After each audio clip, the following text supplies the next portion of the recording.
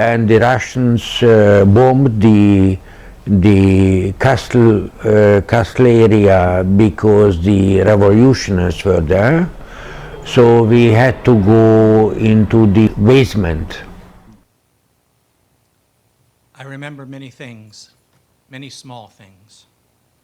We were living in Budapest on the Buda side, not far from Castle Hill.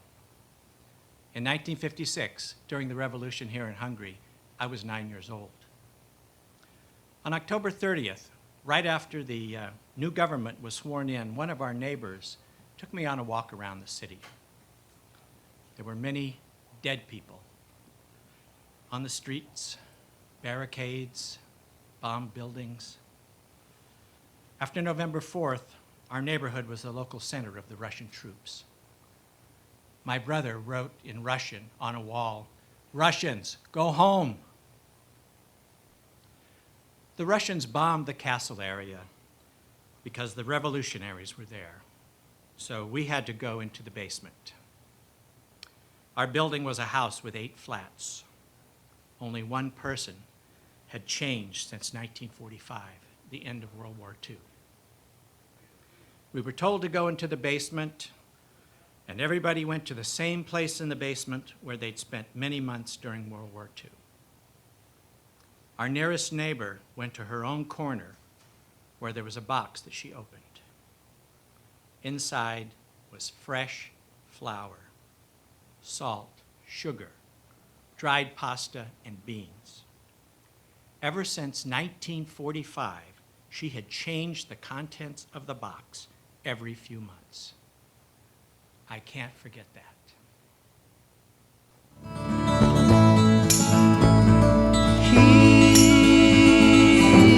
Was a friend of mine.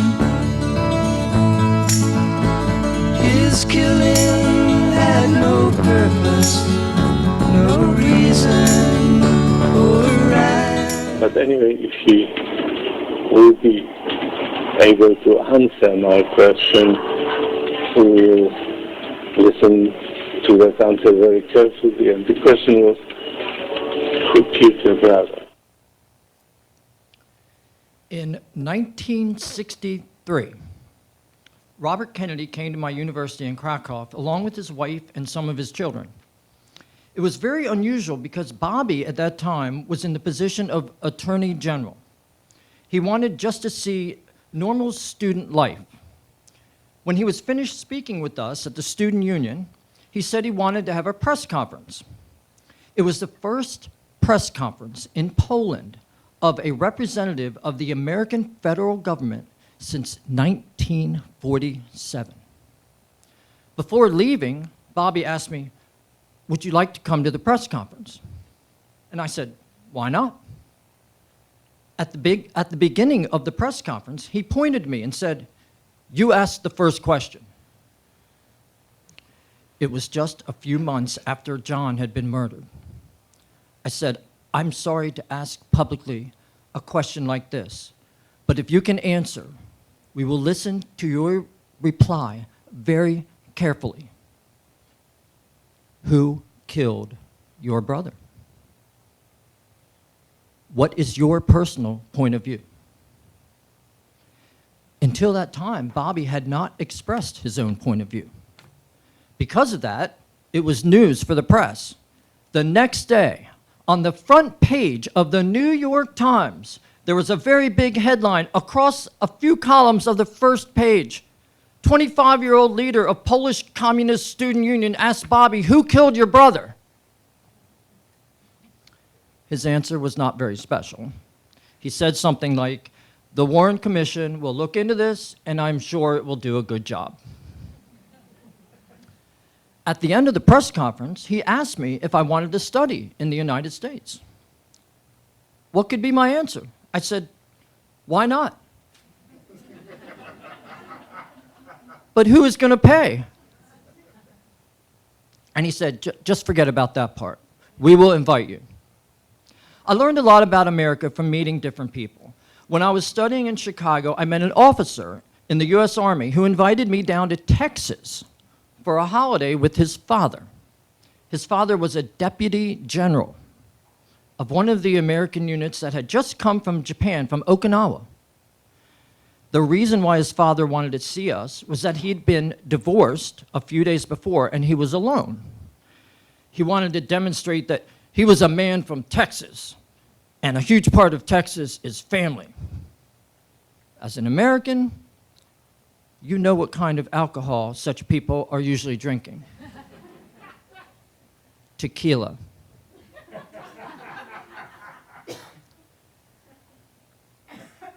I had no experience with tequila whatsoever. You remember how to drink tequila with lime and salt.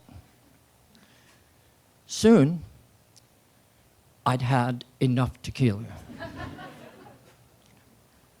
We all had enough of it.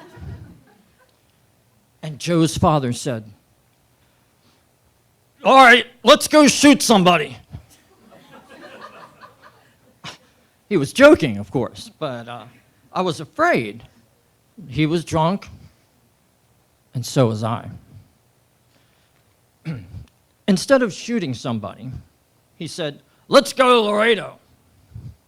That's on the other side of the Rio Grande, part in America, part in Mexico. I said to him, "I can't go." "Why not?" "Because I have only a single entry on my U.S. visa. I can't go to Mexico." He said, "Who gave you such a stupid visa?" I said, "It's not stupid, it's a normal visa." "Who's responsible for this?" "The Department of Foreign Affairs?" He said to his adjutant, "Call that department and talk to the person focused on Europe, especially Eastern Europe." The adjutant got this person on the phone. The conversation went like the following. "Hello, I'm General such and such. We are drinking some alcohol, but now we have decided to go to Laredo. Me, my son, who is also an officer, and a friend of my son who is from Poland and who says he can't go because he has a visa for only one entrance." Can you imagine what happened next? The officer from the foreign department said, "The Polish guy told you the truth. He can't go with you. Issue him another visa." There was a pause. Then came the answer from the department. "Yes, we can do it, but it will take 3 days." "We are drinking tequila," the general said. "We can't wait 3 days. It's impossible." You know what he did?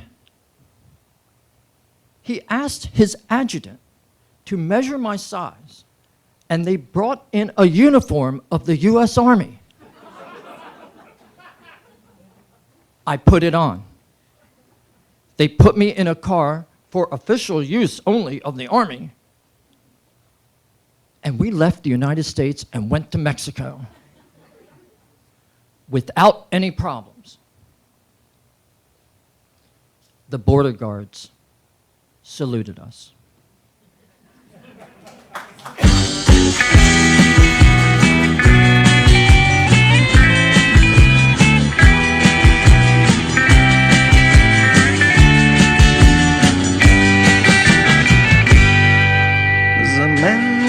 Four of us got together and we just wandered the streets of Sofia, downtown. The American embassy then was in downtown Sofia. It was 1972, our second to last year at the English Language School High School in Rusa. Back then we were studying shorthand. At the end of the school year, we were sent to the capital city for 2 weeks to practice shorthand at the National Assembly and the National Radio. On the last day, we were to travel back by train at night, and the day was given to us to enjoy Sofia, to visit friends, relatives. 4 of us got together and wandered around downtown. The American Embassy in those days was in downtown Sofia in a very old building. You walked along the street, and in the window of the embassy, you saw lots of pictures. This was June 1972. We stopped outside to look at those pictures of American reality, Apollo rockets and so on. There was a sign that said in English and Bulgarian that the library of the embassy was open to all citizens. Curious as we were, we walked through the door. You didn't even have to penetrate the embassy any further than the hallway to enter the small library. We looked at some poetry, some magazines. We spent less than an hour there. We were kids, 18-year-olds. We walked out. We were joking about maybe being taped and how do we look on the camera and so on. We walked less than a block. There was a traffic light that was red. As we waited for the light, a gentleman came up behind us and grabbed us from behind. When the light became green, we crossed the street together. It was so unbelievable. He sort of hid us in the corner of this building across the street. So we were in the street. People passed by, but nobody realized that anything was happening to us. This person started to ask questions. Why did you go to the embassy? You can't go to the embassy. Why not? It's the American Embassy. You can't do that. But it says the library is open. It says you can do that. Where did you go? Who did you talk to? Who did you meet? Who told you to go in there? No one, I told him. I looked at this magazine, this book. I read about Apollo. Let me see your IDs.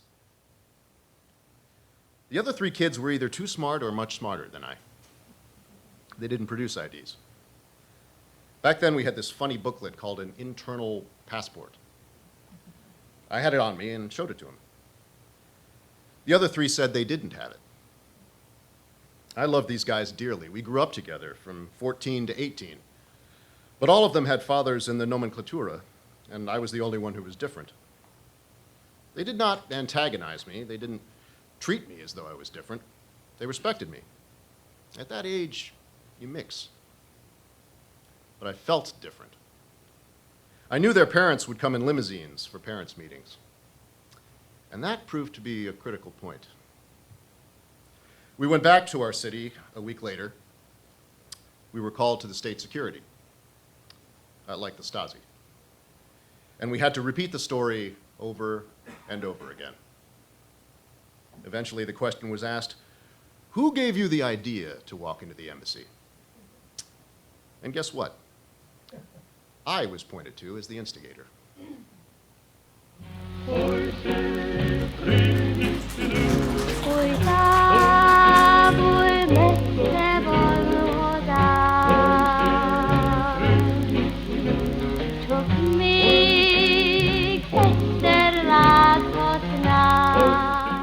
My father is, in fact, an engineer, and he never entered the party. My father is an engineer. He never entered the party. Even though he had experience, he knew languages, and he had really established skills in his position, he didn't get promoted. They told him, if you enter the party, you will be the head of the department.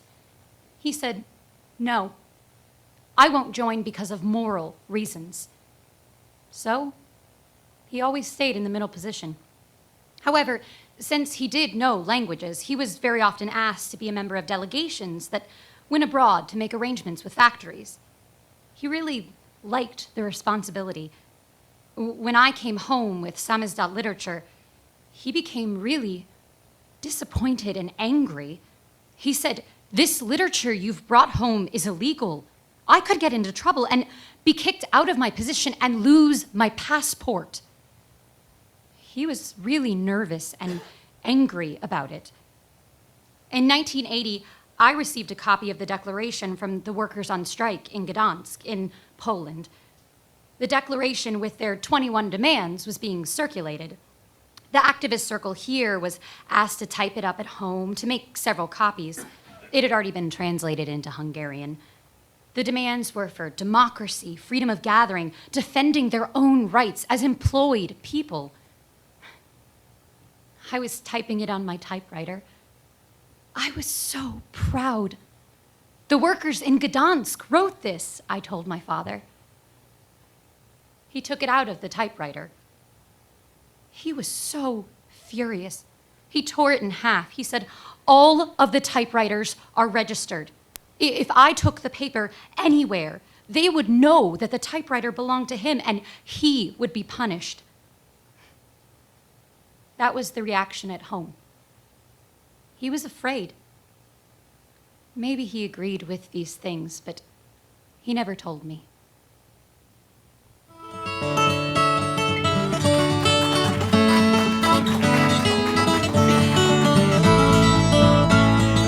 He was a friend of mine.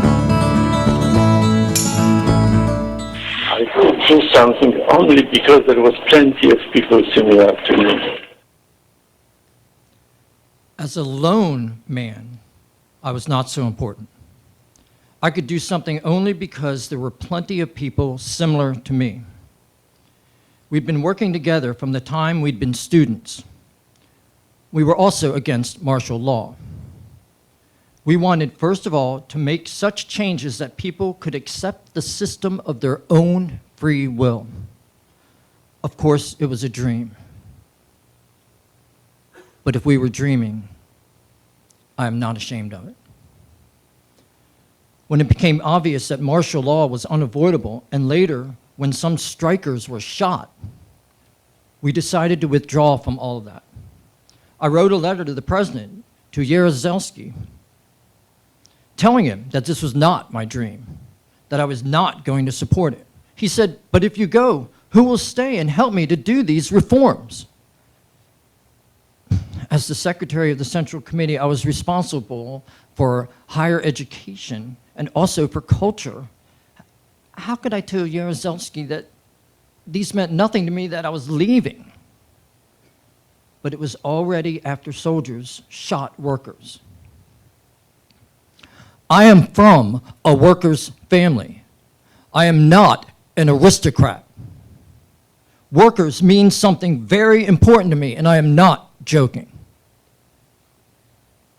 But 1981 was important for us from another point of view. There are two different ways of dealing with the disappointment of a huge part of society. One is to use force to stop the protests, which also might involve shooting. The second is to introduce changes that could remove the causes of the disappointment. The autonomy of schools and the Council of Polish Culture were part of what we wanted to change. But of course, it was not enough. The question remained, to what extent could Polish workers organize trade unions of their own? And this was the question of solidarity.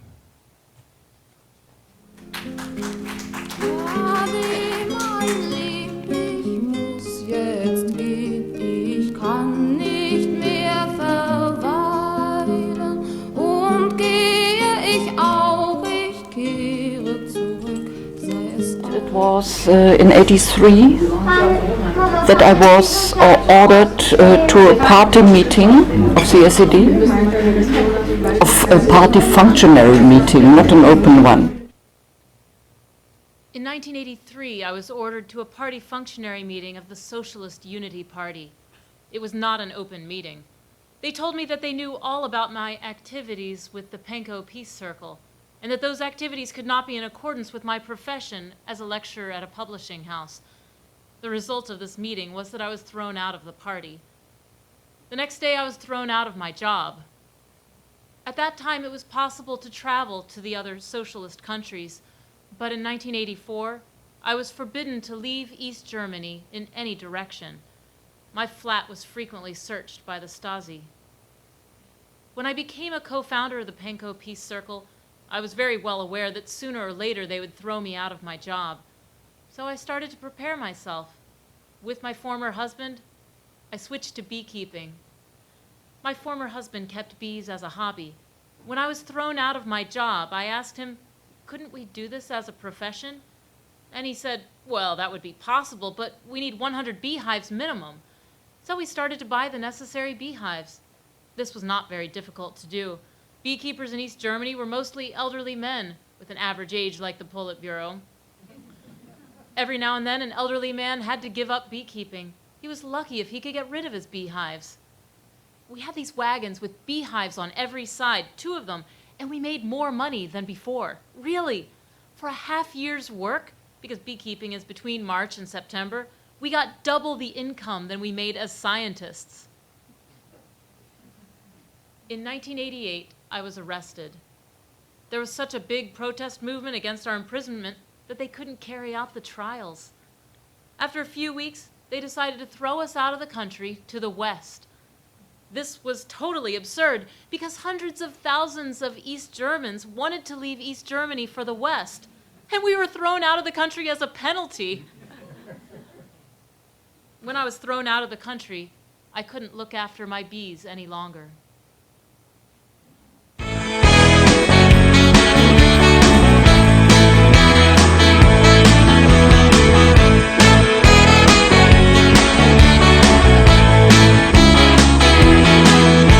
Płaszczyzna Platformy Umowy Społecznej. You know, when I first thought that we actually have a working chance, this was 86 or 87.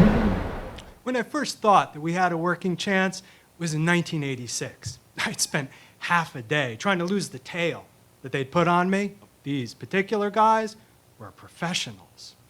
After all my appointments were already screwed up, and it didn't make sense to dump them, I called it a day and went to the best academic bookstore in Warsaw, in the Palace of Culture. I was walking up the huge marble staircase, and I looked back to check my tail. Both gentlemen were standing there and checking their watches.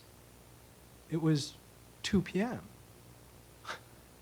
They turned around and walked away. Their shift was over. I suddenly realized that in comparison, we in the opposition were doing overtime. In terms of sheer motivation, we were ahead of the game. Czy вечно съм безпукната пара? Но аз със всеки съм готов да споря. Дали това е най-важно на света? You know, there's an old saying that the snake is most vile and bites worst when it feels it's dying. That was the communist regime of the last 5 or 6 or 10 years. There's an old saying, the snake bites worst when it feels that it's dying. That was the communist regime in its last years. From the late 1970s to the collapse, those were the worst years of the state's security. In the 1980s, they were feeling the end coming. In 1986, friends of mine who worked for an interpretation bureau called me and said they needed someone for 45 days. There was an American exhibit coming to Bulgaria. They needed someone to help the American manager of the exhibit as a personal assistant.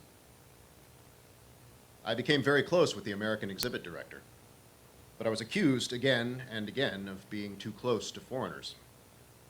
I was called in and told that I was not going to work with the exhibit anymore. Actually, I was told that I couldn't work on anything else. I was to be put on a bus and sent to Austria. I refused to do that. The other option was to have my family interned in a very small village on the Turkish-Bulgarian border. I checked. There were fewer than 100 elderly people living in that place with no school and no jobs. I was in my early 30s. My wife was 30. My daughter was about 9 years old. I said, what are we going to do there? There's no school there, there's nothing. You're sending me there basically to die. They said, if you don't like communism, you can do whatever you want there. I said, I can't live there. If you want to kill me, do that, but don't kill my family. Really, isn't there something else I can do here? They told me that I couldn't work as an interpreter, a teacher, an editor, an intellectual, anything. They told me I could do any menial labor that allows people who are not officially residents of Sofia to work in Sofia due to the deficiency of menial laborers. If you find a job like that, they said, we'll allow you to be in Sofia. Militiamen were coming to the house each morning early, waking up the family. My daughter would be horrified and would be crying. Everyone would be scared. They brought me to the 6th precinct where there was a bad cop and a good cop. The bad cop would yell at me and say, "You're in trouble now, really in trouble. You're a traitor. You betrayed us. You have to sign this document that you'll never talk to a foreigner again." I said, "Come on. You'll send someone tomorrow to ask me the time in English, and someone will see this person talking to me, and then you'll accuse me of talking to foreigners. I'm not signing anything." As things got desperate, the good cop came in and said, "Hey, he's a good guy. Let me try. Hey, son, what have you done? Why are they torturing you?" Eventually, this good cop says, "Go find a job and let me know when you get one." I went out and saw this advertisement for a training course to operate electric trolley buses in Sofia. The ad said that the training course would start the following Monday. I went to the hiring office. They said, "We've never had a university graduate come for training. Wonderful. Come on Monday morning." Stupid as I was, when I found this new job driving a trolley bus, I called the good cop and told him that this job started Monday morning. "Excellent," he said. "Good luck. Go ahead." On Monday morning, there were about 15 of us. They led us to the training room. As we entered the room, a lady pulls me to the side and says, "Unfortunately, you can't start your training today. I didn't realize you're not a resident of Sofia." "But I told you this. I gave you my documents." "Yes, but I overlooked this. Unless you go back to your native city and get permission from the local committee of the Communist Party, you cannot start the course." "How about if I go to Rusa today and get the permission and come back to you tomorrow morning?" "Well, no, then you will have missed a day of training." Obviously, they received a call. The same day, when they turned me away from the course, I was walking home and I was desperate. I was passing by a streetcar depot. I saw at the entrance of the garage that they were hiring people to work night shifts fixing the brakes on the streetcars. I went in and asked if I could start. They said, "Sure, tonight." So I started. Several days later, I called the good cop at the police station and said that I'd been working for 3 days. And he said, "Why didn't you call me?" Because I didn't want to call you.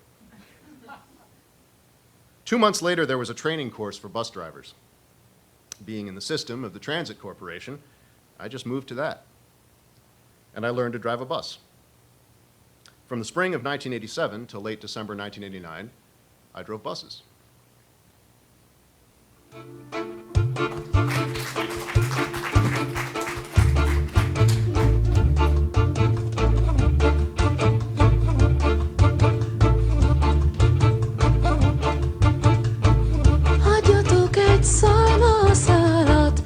My mom is on a mixed marriage. She grew up in an orphanage. She was put in an institution when she was 11 years old. My mom was put into an orphanage when she was 11 years old, so she grew up institutionalized. She does have some memories of Roma life and her Roma upbringing, but it was deliberately suppressed. When she got married to my father, she broke with her Roma life. My father had to fight for his relationship with my mother for many years. They were one of the first mixed couples in Hungary. It was a big deal then. How could a Hungarian man from a well-off agricultural family fall in love with this lonely Roma girl? My grandparents didn't want my father to marry her either. They said that no one would be friends with them. No one would join them in a restaurant.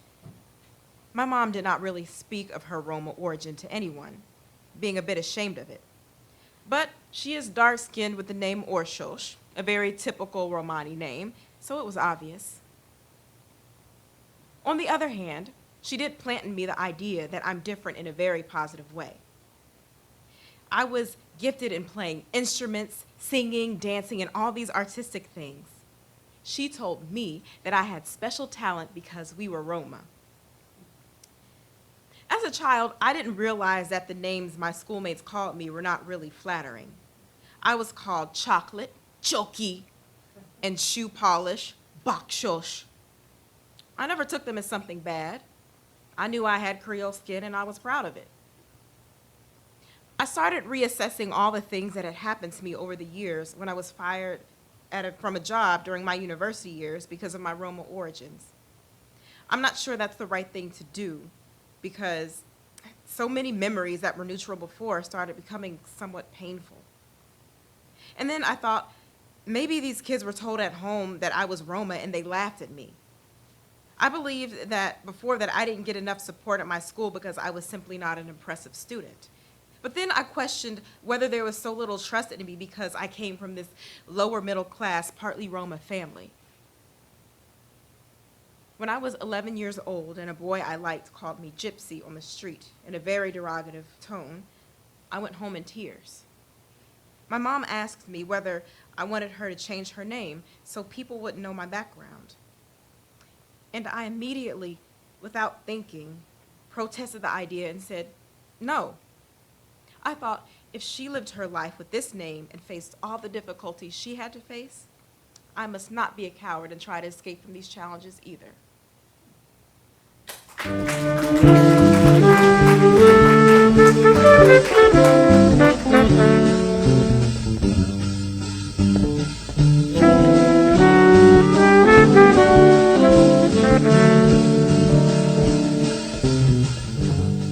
Okay, I was how to say this, outgoing party person. I had a great time into the 80s. I was an outgoing party person. I had a great time throughout the 1980s. We were already aware of the tensions. Every 10 years there was some sort of upheaval here in Yugoslavia. But then somehow you always believed that humans would find a way out, would negotiate their future in a logical and reasonable way. Unlike what history has told us, of course. In the 1980s, the explosion of new wave music and pop culture was really amazing. You could love this music even more than something coming from England or the United States. And then came the magical moment with Yugoslav President Ante Markovic, 1 year before the war, when there was this international attempt to save Yugoslavia. They equalized our wages, dinar for Deutschmark. Our living standard improved dramatically overnight. We went from smoking local brands to smoking international brands. We quit drinking rakia and switched to whiskey. It wasn't about the quality, it was about the branding. You know the expression swan song? So that was it. Our swan song. We were young, reckless. There was no actual authority. At that moment, in terms of the level of democracy, you could do anything. It would have been great if it could have remained that way. There were all these new radio stations starting up. There were lots of initiatives from a young generation, full of vision.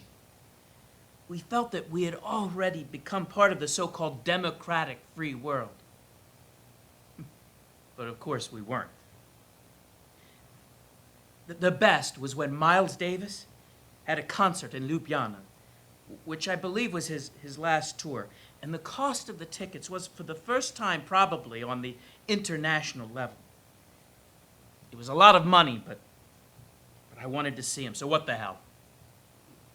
And it was always beautiful to travel from Zagreb to Ljubljana. Sometimes you had more fun in the car, of course, than in the concert.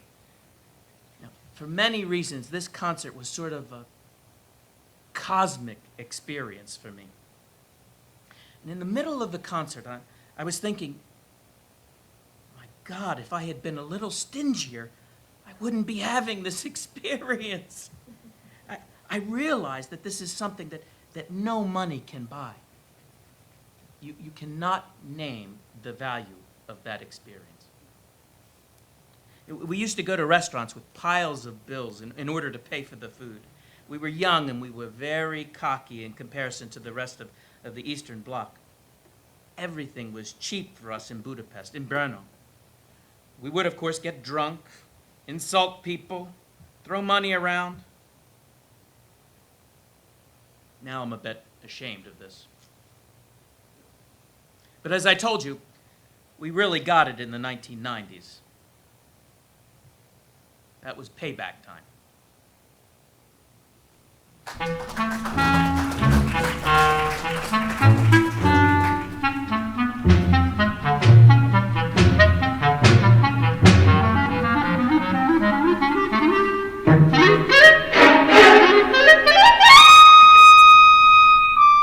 And then I had this feeling of guilt, not doing enough.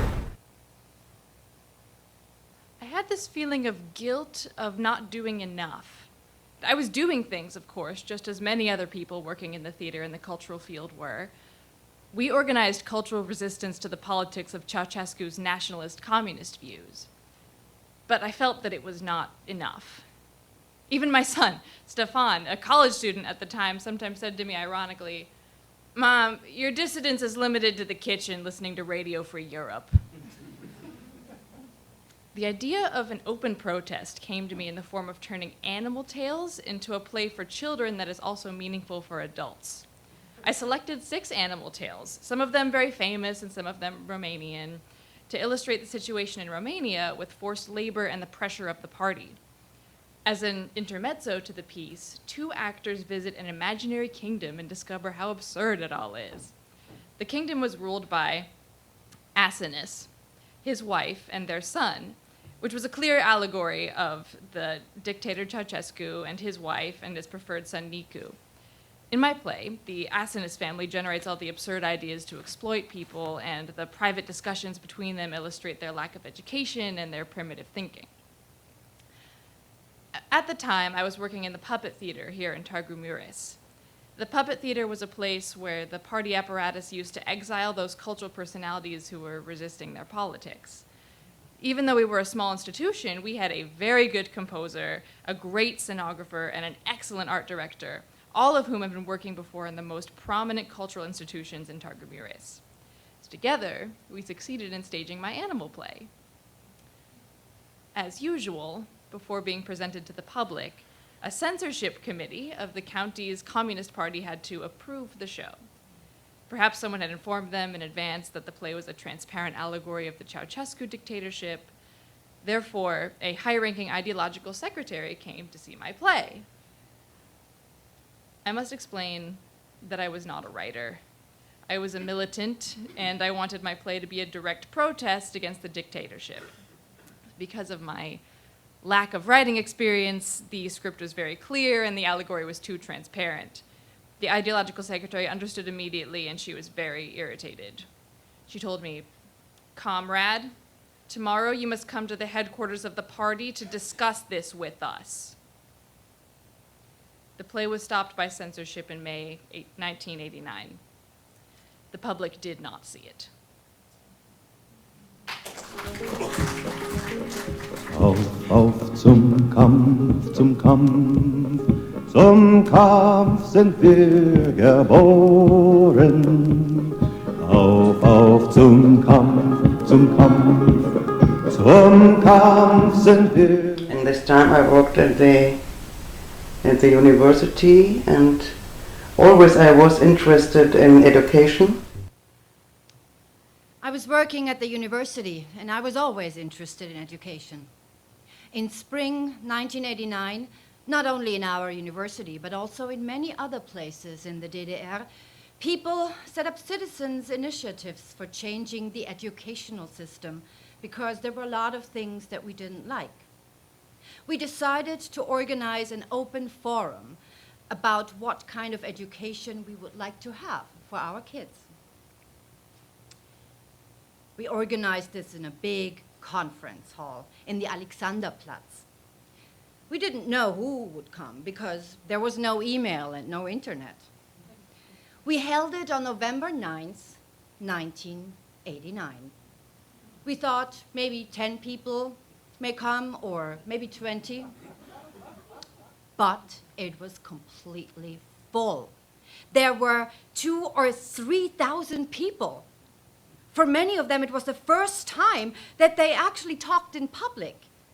They had the courage to do that. And all of us there were just listening. And it was not easy to listen. We started around 7 p.m., and then it was 8:30, and something was going on. People were running around and coming and going. I asked my colleague to go and ask what's going on. And he came back and he said, the wall fell down. I don't think I understood what he said, because I answered, it doesn't matter, we'll just continue. After another 30 minutes, the hall was empty.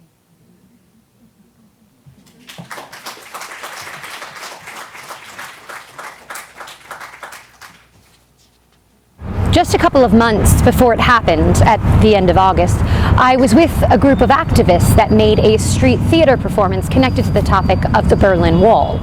We actually occupied a street in the middle of Budapest called Vörösmarty Square. It's a very touristy area. We formed the Berlin Wall. We physically acted it out. One side represented the eastern side, and they had posters of barbed wire. And the ones on the western side had posters filled with graffiti. One of the activists was a policeman, and he didn't let the tourists pass. We blocked the street, and he said, please, your passport. We acted out the whole thing.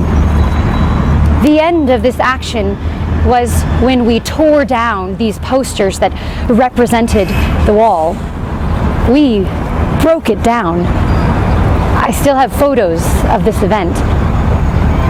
I remember the East German tourists who actually understood this whole action.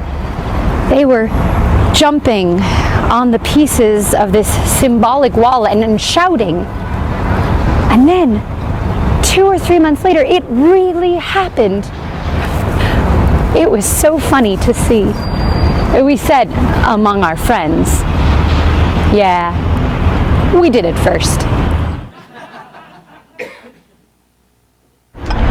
About that time, I was forced by my wife to spend 3 weekends at a spa because I was detained by secret police and received a so-called prosecutor's warning that could land me up to 12 years in prison.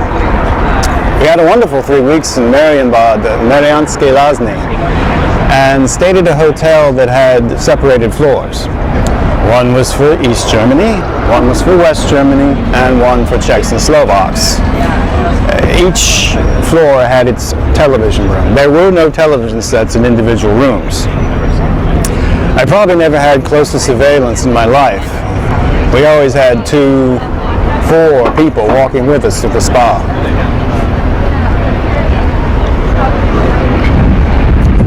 We were walking that day along the colonnade.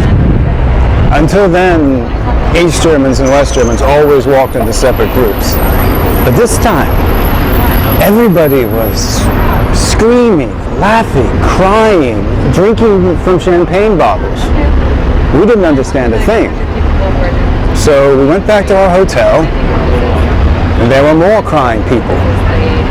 But this time, nobody went to the selected floors. Everyone flocked into the West German TV room.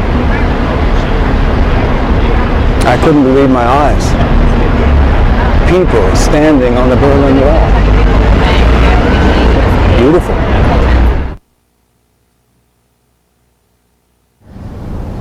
I was with friends visiting a very well-known author named Christa Wolf, who lived nearby in Amalian Park. We tried to persuade her to become the president of the GDR. She refused because she said she'd had a heart attack 2 days before, and she couldn't do any more than what she'd done already. Then we left her flat, which was on Breite Strasse. It was at night, and we saw 2 young men dancing along the perfectly empty street. When they saw us, they rushed towards us and cried, "The wall came down at Bornholmer Strasse, and we are going to get our wives." So we immediately got in our Trabant and drove 800 meters or so to Bornholmer Strasse. A huge crowd had already assembled there. Then came the moment that the crowd poured across the bridge toward West Berlin, and it was amazing. I saw a barracks at the beginning of the bridge, a barracks for the soldiers who did their duty at the border. They stood with their backs to the wall of the barracks, and every single one of them had flowers in their buttonholes and their caps, and they had bottles in their hands of either wine or champagne or beer or something like that. They stood like puppets, motionless. I went over to them. I looked for the highest officer and I asked him, "How do you feel now?" But he didn't move a muscle in his face. So I left him alone and went with the others over the bridge. On the west side of the bridge, I went into a telephone box to call my son. I told him that the wall was down. Then we went to a bus stop. The regular bus was coming in, and the bus driver was very surprised. He asked, "Well, where are you guys coming from?" It usually was a very quiet bus stop right at the border. We told him we are coming from East Berlin. And he was so surprised that he dropped his usual route and he gave us a sightseeing tour through West Berlin.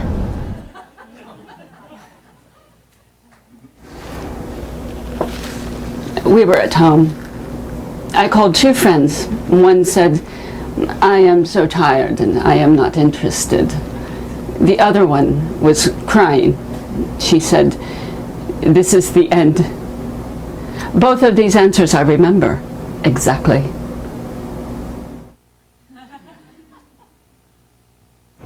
On the day the wall opened or fell or was pushed down, I woke up in my apartment in the East Village. I was walking across Astor Place to my studio on Broadway in Houston when suddenly I saw the New York Times. And there was this wide black and white photo of people standing on the Berlin Wall. I thought, I must be dreaming. I considered going back home and getting back into bed and waking up so I could start my real day. But then I thought, you know you're dreaming. You might as well walk on and see what else happens. So I got to my studio and my answering machine was blinking and there were messages. Everyone in Berlin had called. So I found out, yeah, it was true.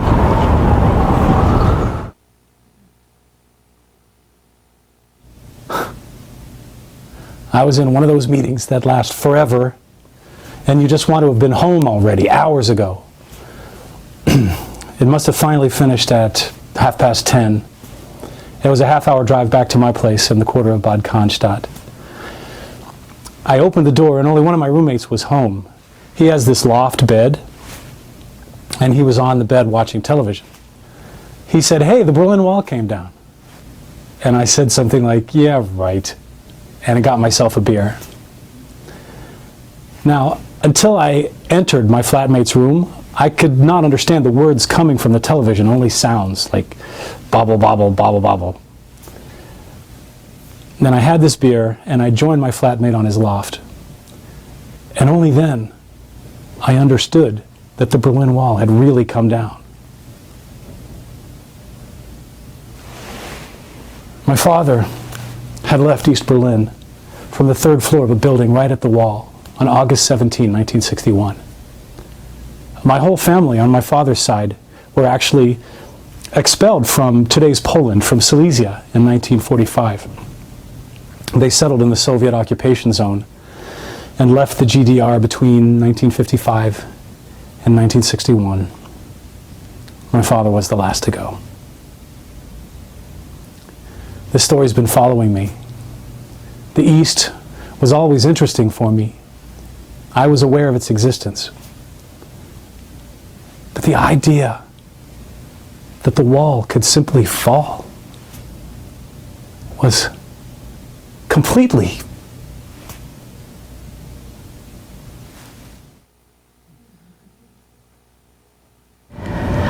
I was born in East Berlin, and I remember the night when the wall came down.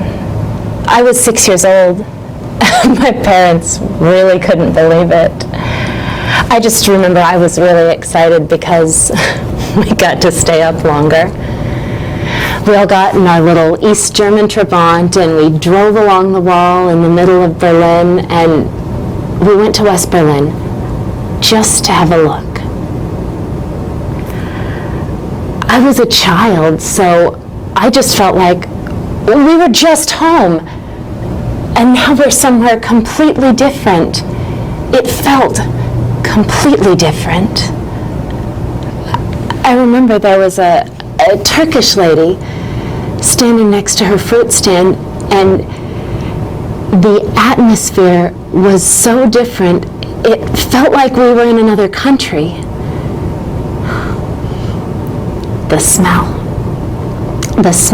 was so different. I was in the car going back to the conference in Bonn the next morning when I heard the radio around 7 or 8 a.m. I was like a rocket. I left behind my clothes in the apartment, I left behind the conference, and I thought I have to get on an airplane. At the airport was the political elite of Bonn, all waiting to get to Berlin. When I got to West Berlin, I went straight to City Hall to see Helmut Kohl speaking. The Berliners were not applauding Kohl. It was a strange mood. Berlin was a left alternative city. This scene was very much against Kohl. I thought, this is too much a traditional game for me. Real history is not happening at City Hall. I have to connect with East Berlin. So I went to Checkpoint Charlie. But I couldn't move at Checkpoint Charlie. It was the 10th of November. I have never seen such a thing in my life. The space was so narrow, and nobody was organizing it. There was no clear end or beginning. I was pushed towards the booth at Checkpoint Charlie. I tried to stay in the middle, not to get pushed into the wall. I turned around, and then I saw Kohl coming. He was coming, well, he was rather fat. I thought, shall I run away? No, I'm a member of the European Parliament. This is a historic moment, and I will not leave this moment to Kohl. I have to represent my friends here. So, in a way, I received him. It was a kind of artistic performance. I thought maybe it was too ironic or surreal for him. But he took it seriously. And I did too. I was representing people. I was an activist, a free spirit who likes these kind of moments. I was quicker than ever before in my life, and suddenly was before him and said, "Hello, Mr. Kohl, I'm from the Greens." And he said, "That's not bad." He has some humor. There's a little bit of the Buddha in the man. From that moment, when I arrived at Checkpoint Charlie, I forgot time and food and everything. I don't know if I ate anything during those hours or drank any water. It was incredible. It was better than Woodstock.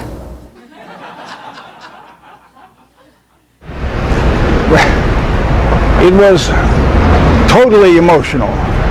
I was standing there, and people were starting to cross to the other side. But it was open, or about to be open. But I couldn't do it. I just stood there for some time, and then I just went home. I didn't go to the West. I could not do it. And then I followed it via TV. But I couldn't react. I didn't think the two situations, the Berlin Wall and Yugoslavia, were related in any way. We lived in a world that was quite detached from the real, true misery of the Eastern European type of communism, with its severe repression and everything that goes with it. sad to think of it now, but Yugoslavia was referred to by some of my Romanian friends as the America of the so-called Eastern Bloc. Many lives were lost trying to swim across the Danube from Romania into Yugoslavia to get a feeling of the free world. Can you imagine that?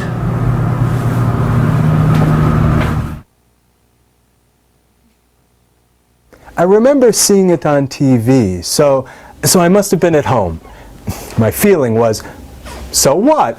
It was obvious. It was nice and bully for the Germans, but that was the after show. In September of that year, 2 months before the Berlin Wall fell, I was invited to Belgium to participate in a TV debate about the consequences of what was going on.